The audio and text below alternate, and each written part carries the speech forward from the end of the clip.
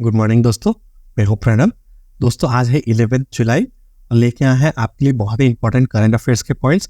चलिए स्टार्ट करते हैं बिना किसी देरी। दोस्तों जैसे कि आप लोग जानते ही हैं, हम लोग जो करंट अफेयर्स होते हैं उनको कैटेगरी वाइज स्प्लिट कर देते हैं और फिर एक एक कैटेगरी को पकड़ते हैं और उस कैटेगरी से रिलेटेड जितने भी करंट अफेयर्स है उसको डिस्कस करेंगे। ठीक है, तो सबसे पहला कैटेगरी है महत्वपूर्ण दिन यानी इंपॉर्टेंट डेज। दोस्तों वर्ल्ड पॉपुलेशन डे 11 जुलाई को मनाया जाता है। ठीक है दोस्तों, UNDP इसका फुल फॉर्म होता है यूनाइटेड नेशंस डेवलपमेंट प्रोग्राम। ठीक है, ये फुल फॉर्म ध्यान रखिएगा। दोस्तों जो वर्ल्ड पॉपुलेशन डे है वो हर साल 11 जुलाई को मनाया जाता है। किसके लिए मनाया जाता है? जो पॉपुलेशन इश्यूज है उस पर अवेयरनेस बढ़ाने के लिए। ठीक है, इसलिए 11 जुलाई को पॉपुलेशन डे मनाया जाता है। तो स्ट्रेट एक क्वेश्चन बनता है कि वर्ल्ड पॉपुलेशन डे कब मनाया जाता है?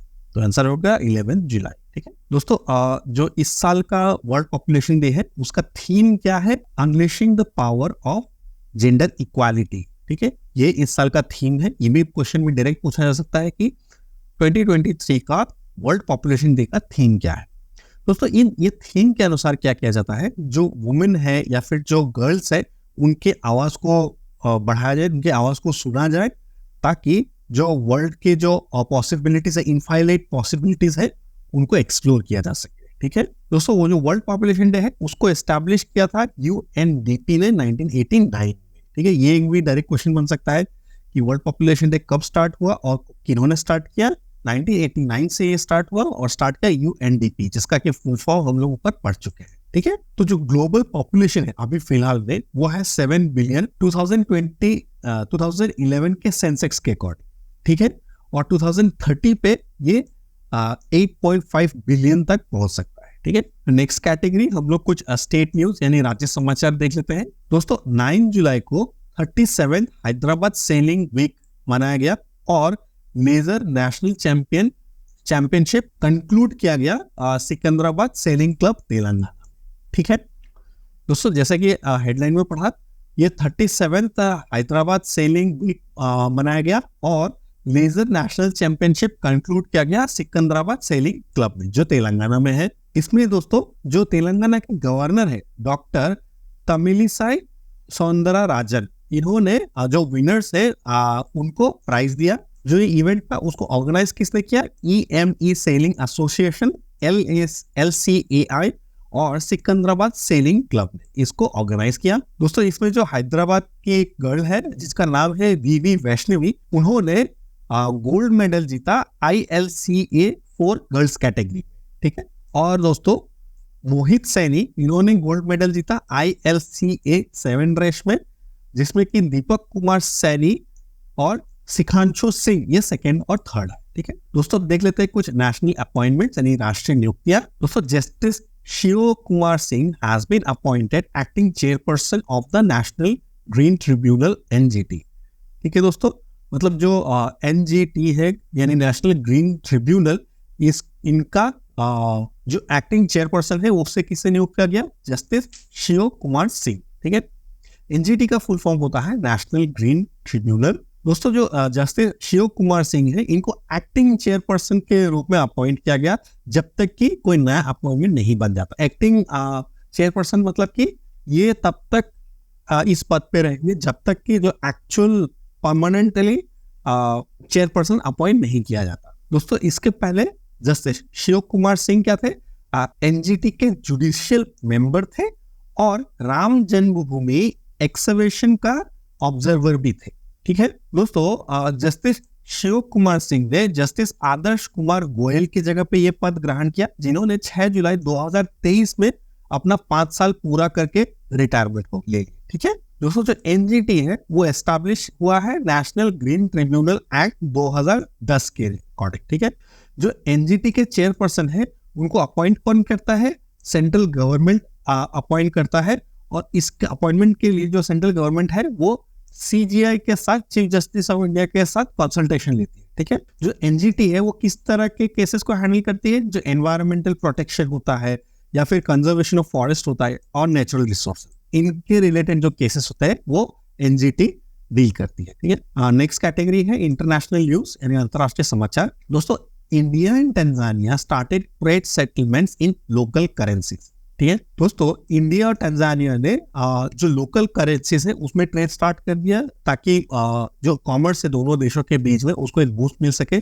जनरली जो दो देशों के बीच में जो ट्रेड्स होते हैं वो डॉलर्स में होती है, लेकिन इंडिया और टंजानिया ने लोकल करेंसीज में ट्रेड चालू कर दिया। इससे क्या होगा, जो करेंसी एक्सचेंज है वो जो करेंसी एक्सचेंज रेट्स देने होते हैं वो नहीं देने पड़ेंगे। ठीक है दोस्तों, ये स्टार्ट किसने किया? External affair minister S Jaishankar, जिन्होंने ये इनिशिएटिव लिया और स्वामी विवेकानंद का मतलब जो बस्ट है वो इनॉग्रेट किया डर एस सलाम, जो कि तंजानिया में। ठीक है, तो एक डायरेक्ट क्वेश्चन बनता है कि इंडिया का एक्सटर्नल मिनिस्टर कौन है? तो आंसर है एस जयशंकर। ठीक है दोस्तों, इंडिया और टंजानिया ने कुछ रोड मैप पे दोनों देशों ने सहमति व्यक्त की है, जिसमें कि न्यू एरियाज को डेवलप किया जा सके। तो इससे पहले हम लोग डिस्कस कर चुके हैं, आईआईटी मद्रास जो है टंजानिया में एक ओवरसीज कैंपस बिल्ड करेगा। इंडिया और टंजानिया के बीच में जो कोऑपरेटिव रिलेशंस है वो 1961 से है। दोनों देश के बीच के जो ट्रेड है वो 2022-23 में 6.4 बिलियन यूएस डॉलर्स का हुआ है। Next, UAE establish a new ministry of investment. UAE ने एक नया निवेश मंत्रालय स्थापित किया। दोस्तों, यूएई ने नया मिनिस्ट्री ऑफ इन्वेस्टमेंट को एस्टैब्लिश किया। किससे एस्टैब्लिश किया? ताकि इकोनॉमिक कॉम्पिटिटिवनेस को बूस्ट मिल सके। ठीक है, तो इसमें मोहम्मद हसन अल सुवैदी इनको मिनिस्ट्री ऑफ इन्वेस्टमेंट का हेड बनाया गया है। ठीक है, ये एक स्ट्रेट क्वेश्चन बन सकता है कि यूएई का जो नया मिनिस्ट्री ऑफ इन्वेस्टमेंट है उनके हेड कौन है?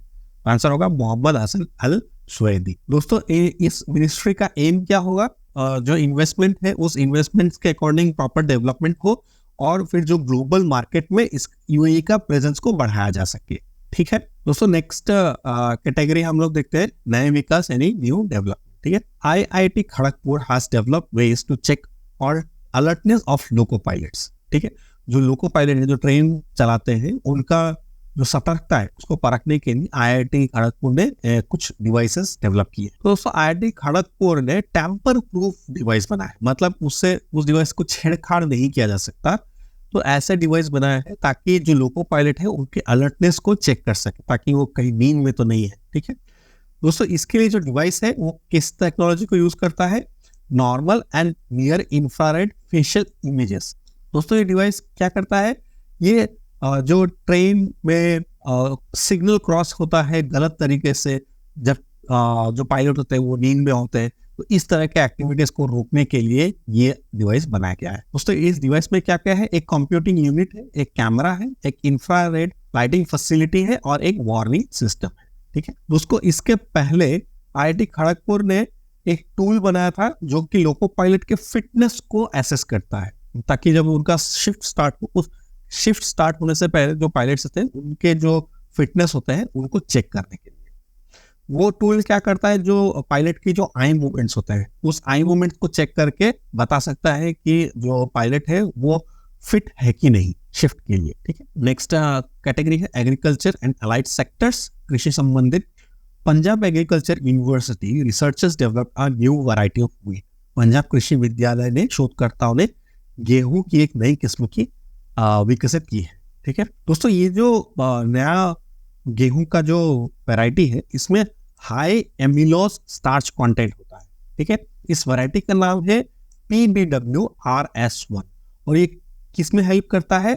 जो टाइप 2 डायबिटीज होता है और कार्डियोवैस्कुलर डिजीज होता है इसको कम करने में ये सक्सेसफुल रहेगा। तो जो ये PWRS1 इस गेहूं से बनाया हुआ जो चपाती होगा उसमें जो ग्लूकोज होगा, मतलब जो शुगर के अमाउंट होगा वो ब्लड स्ट्रीम में एकदम से नहीं जाएगा, धीरे धीरे जाएगा, ताकि जो शुगर मेंटेन जो डायबिटिक पेशेंट्स है उनके लिए ये इजीली डाइजेस्ट हो सके। लेकिन ये जो PWRS1 है ये इसकी उत्पादन क्षमता कम होती है, नॉर्मल गेहूं के कंपैरिजन में इसकी उत्पादन क्षमता कम होती है, लेकिन हेल्थ के लिए बेटर है। ये गेहूं को बनाने के लिए जो टीम बनाई गई थी उसको लीड कर रहे थे डॉक्टर VS सोहू और इस वैरायटी को बनाने में 10 years लगे। ठीक है, नेक्स्ट देखते हैं रिपोर्ट एंड इंडाइसेस या फिर रैंकिंग। दोस्तों, ministry of education release performance grading index 2.0 for 2021-2022। शिक्षा मंत्रालय ने 2021 और 22 के लिए प्रदर्शन ग्रेडिंग इंडेक्स जारी किया है, 2.0 जारी कर दिया। ठीक है, दोस्तों ये जो परफॉर्मेंस ग्रेडिंग इंडेक्स है ये स्टेट्स और यूटीज के लिए यूनियन टेरिटरीज के लिए रिलीज कर दिया है। इसको किसने क्रिएट किया? Department of school education and literacy, ministry of education, इन दोनों ने मिलके ये पीजीआई को क्रिएट किया। ठीक है, ये फर्स्ट रिलीज हुआ था 2017 और 2018 में, और अभी इसका जो फोकस है वो क्वालिटेटिव असेसमेंट, मतलब जो क्वालिटी है उसको असेस करने के लिए, ना कि क्वांटिटी पे। ठीक है, और क्या, डिजिटल इनिशिएटिव और टीचर्स एजुकेशन, इसको असेस करने के लिए ज्यादा फोकस्ड है इस बार। तो पीजीआई है उसमें 1000 पॉइंट्स पे मार्किंग होती है। ये 1000 पॉइंट क्या करते हैं, 73 इंडिकेटर्स में डिवाइड किया गया है और 2 कैटेगरीज में, जो है आउटकम्स एंड गवर्नेंस मैनेजमेंट। ठीक है, अब ये जो कैटेगरीज है, इन कैटेगरीज को 6 और सब कैटेगरीज में डिवाइड किया गया है, जिसका नाम है learning outcome, access, infrastructure and facilities, equity, governance process and teachers education and training. तो इसके अकॉर्डिंग जो सबसे 10 ग्रेड्स होते हैं, जो सबसे टॉप का ग्रेड है वो है दक्ष, और सबसे लोएस्ट है वो है आकांक्षी। ठीक है, समझौता करार यानी एमओयू एंड एग्रीमेंट्स डिस्कस करते हैं। And MOU was sign between India and Panama on electoral cooperation, Bharat और पनामा के बीच चुनावी सहयोग पर एक समझौता ज्ञापन पर हस्ताक्षर। दोस्तों ईसीआई इसका फुल फॉर्म होता है इलेक्शन कमीशन ऑफ इंडिया, और ईटी यानी इलेक्टोरल ट्रिब्यूनल। दोस्तों ईसीआई और ईटी ऑफ पनामा ने एमओयू साइन किया किस पे? इलेक्टोरल कोऑपरेशन इन पनामा सिटी। ठीक है दोस्तों, जो एमओयू है ये क्या करेगा? एक इंस्टीट्यूशनल फ्रेमवर्क एस्टैब्लिश करेगा इसके लिए, जो इलेक्शन मैनेजमेंट है और एडमिनिस्ट्रेशन है इसके कोऑपरेशन के लिए। ठीक है, तो इसके लिए इन दोनों एंटिटीज के बीच में ये एमओयू साइन हुए। ठीक है दोस्तों, ईसीआई है यानी इलेक्शन कमीशन ऑफ इंडिया है, ये अपने लिंक्स को एक्सपांड कर रहा है फॉरेन इलेक्शन मैनेजमेंट बॉडीज के थ्रू। ठीक है, और दोस्तों ये ईसीआई द्वारा साइन किया गया 4th एमओयू है। ठीक है, कहाँ पे? लैटिन अमेरिका रीजन में, after Mexico, Brazil and Chile, इनमें पहले ही एमओयू साइन किया जा चुका है। ठीक है दोस्तों, ईसीआई और ईटी ऑफ पनामा ये दोनों ही मेंबर्स है ए वेब के। ठीक है, तो दोस्तों ये थे आज के मोस्ट इंपॉर्टेंट करंट अफेयर्स के पॉइंट्स। आप लोगों को वीडियो का कंटेंट और क्वालिटी कैसा लगा प्लीज कमेंट बॉक्स में बताइए। अगर आप लोगों को सवाल या सुझाव है तो उसे भी कमेंट बॉक्स में लिखिए। अगर अभी तक चैनल को आप लोगों ने सब्सक्राइब नहीं किया है तो प्लीज लाइक शेयर सब्सक्राइब कर दीजिएगा। मिलते हैं आपसे कल, तब तक के लिए ऑल द बेस्ट, जय हिंद।